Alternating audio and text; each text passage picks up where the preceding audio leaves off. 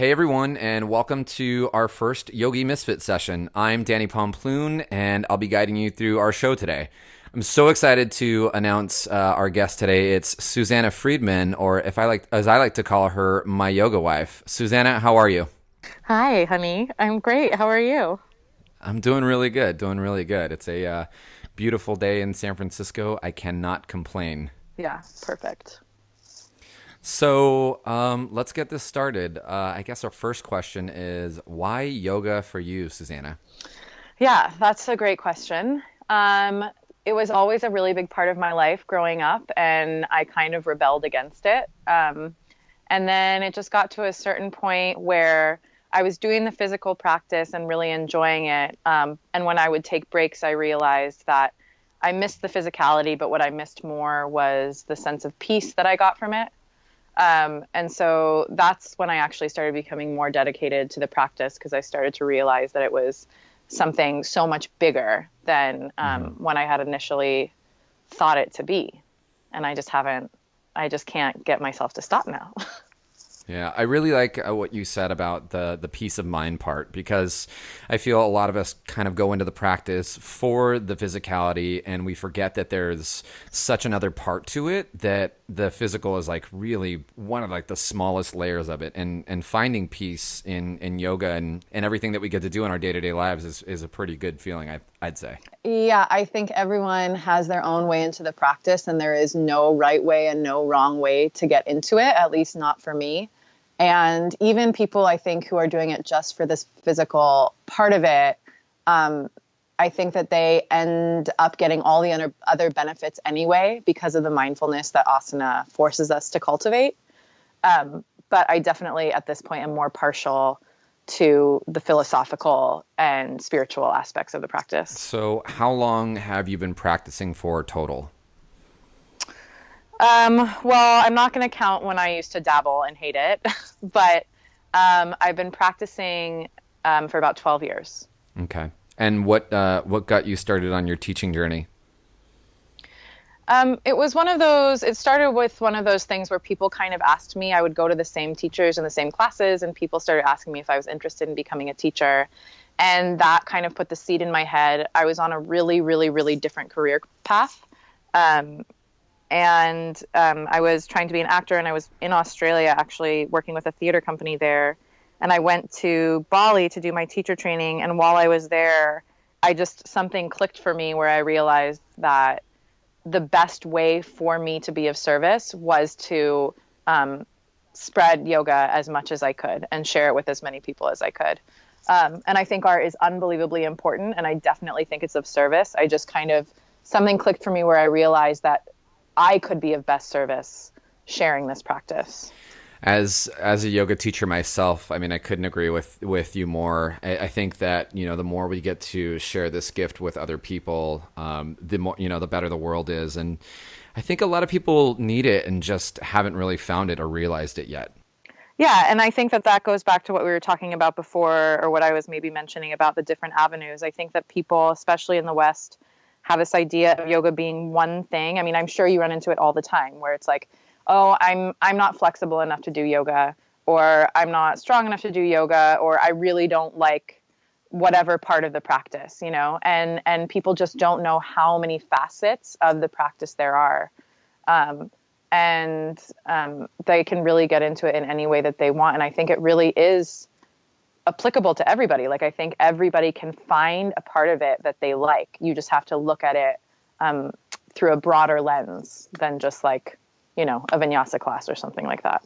I agree, and I think for those of you listening, this is one of the reasons why I decided to do this podcast, was to really demystify the whole yogi thing. And we're not all vegans, and we're Yeah. not all Om and Shanti all the time. We're normal human beings, so it's nice to hear that we're all that there are different ways to go into it, and that we're all kind of normal people in the end. Not kind of, I guess we are.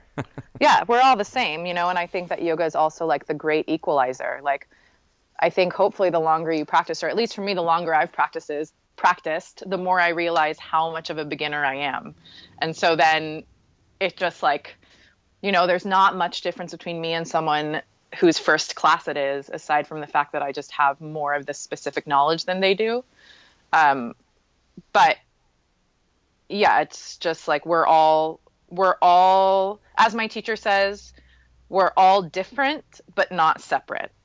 Mm. So, and yoga reminds me of that. Yeah, that's good. Yeah. So this is the point in the show where we get to pick a question from someone that tweeted in, and so we're gonna get right down to it. Perfect. Jessica wants to talk about getting over the need to master a handstand. What's your opinion? I know I have opinions on it too. What do you feel about that, Susannah? What do you feel is important to hear about getting over having to master a handstand, especially in our practice nowadays, where you see inversions a lot and you see Right. all these one arm balances and more Cirque du Soleil kind of stuff. What's your thoughts on it? I think that's a great question. And it's even something that like I probably didn't even want to admit as a teacher, but something I really struggled with, not handstand the pose, but just my desire that I had to be able to do handstand. Like I went through this whole period of time thinking that I wasn't as good of a teacher as other people because I couldn't do this one pose.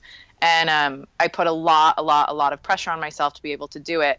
And then ironically, as soon as I took the pressure off of myself to be able to do it, and I just had the thought of like, whenever it happens, it's going to happen. It actually came quite easily. Um, Not to say that that's the case for everybody, but I think that for me, in this is going to get a little bit yoga nerdy, but in the text, the Bhagavad Gita, which is I highly recommend for all of your listeners, it's a really beautiful story, regardless of the philosophy in it. But one of the things that Krishna, who is one of the main characters in the story, says is he says, just do the work for the sake of doing the work. And I think that that is kind of lost in our physical practice these days often.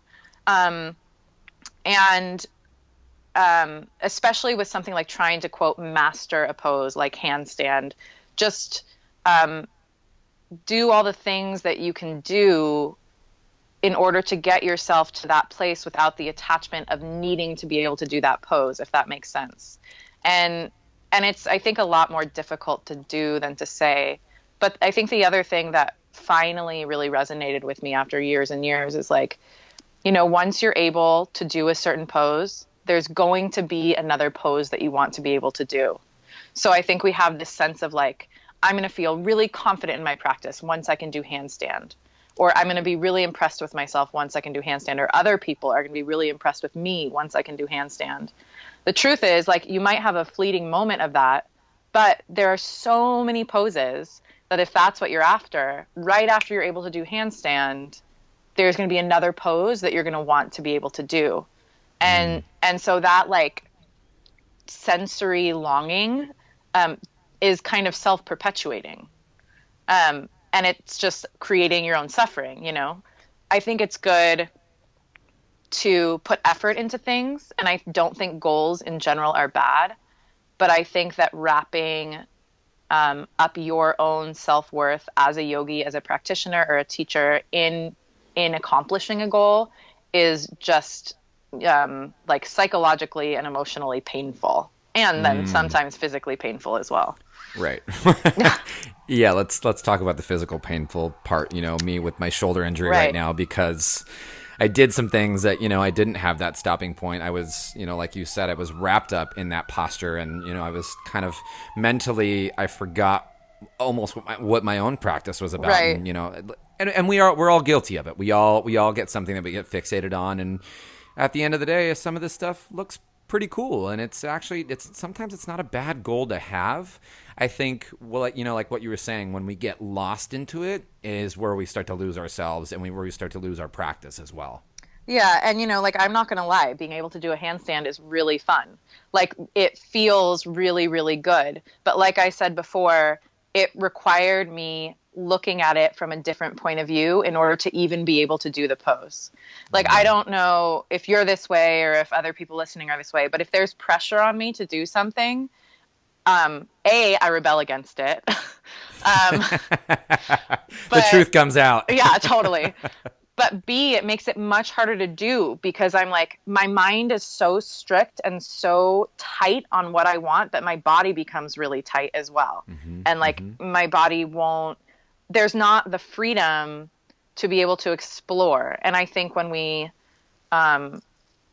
get really set on being able to do something, we kind of lose the ability to really inquire about ourselves in the process and really inquire about parts of the pose that we don't usually think about, or like ways of getting into the pose that we don't usually think about, or just, playing, just like exploring. So what are your own personal tips when you yourself get into handstand, or that's something that you're trying to work into, or it's in your practice? Physically or just like psychologically? Let's do both. Okay.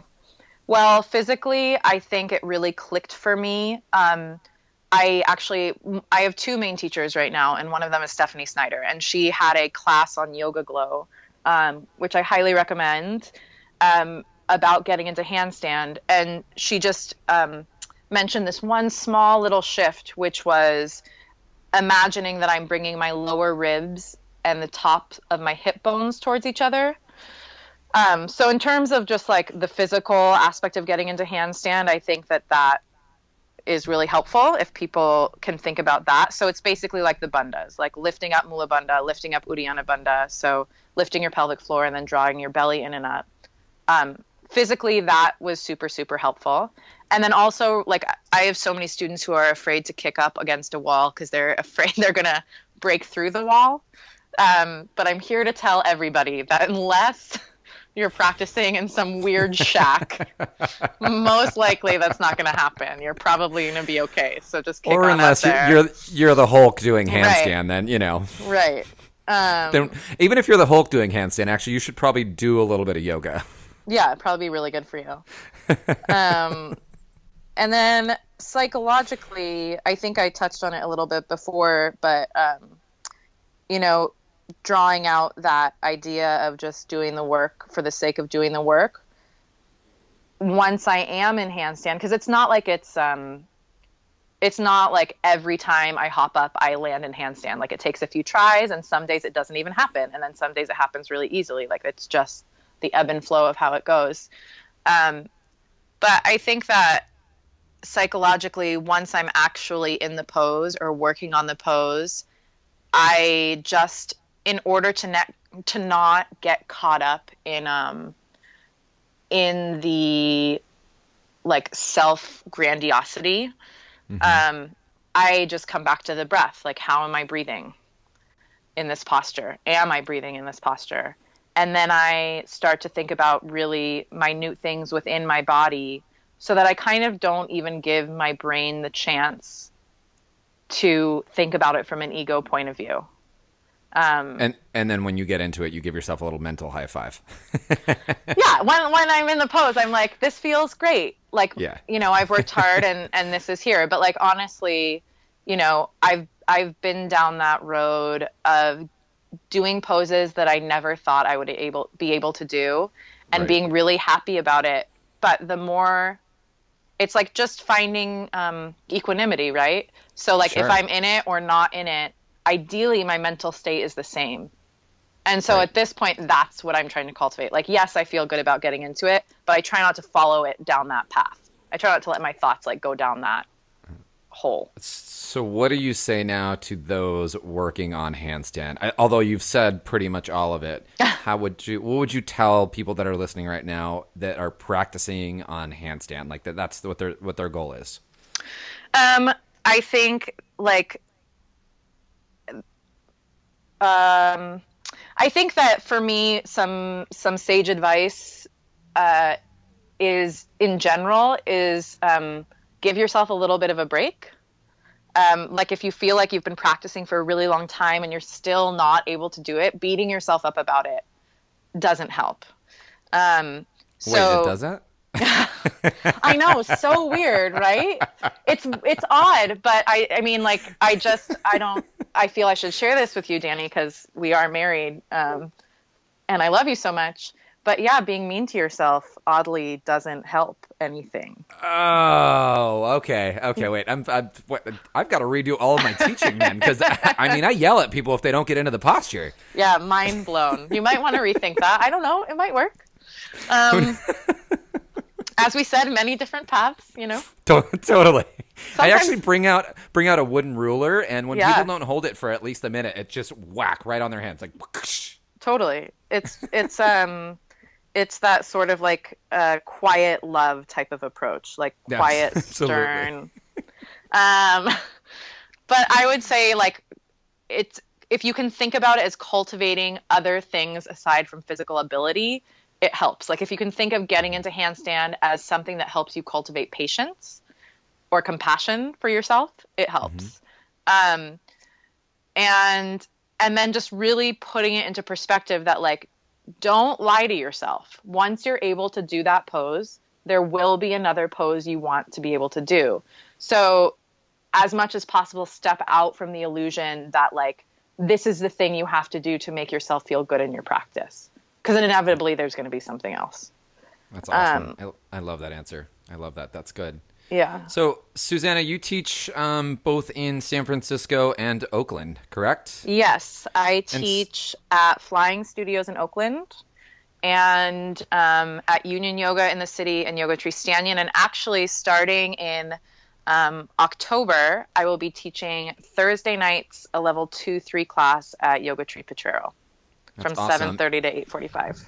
And if our listeners wanted to find you online, where would they look? My really embarrassing website, susannahfreedmanyoga.com. We'll have a private talk about the website later. Yeah, yeah, yeah. You can give me some tips on that. So it's SusannahFreedman.com. SusannahFreedmanYoga.com. SusannahFreedmanYoga.com. Yeah. Awesome. Yep. Well, great. So happy to have you on the show today. I'm so happy you asked me. I love you. Yeah, yeah. For those of you listening, Susannah is a really dear friend of mine. She's a great instructor. Come check Thanks. her out here in the Bay. And I think that's all we have for you. Susannah, anything to the listeners before we take off? Do your practice. That's it. Practice, practice, practice. Practice makes practice. Awesome. Thanks, everyone, for listening. Have a great rest of your day or evening, wherever you're at. And till the next session, see you soon.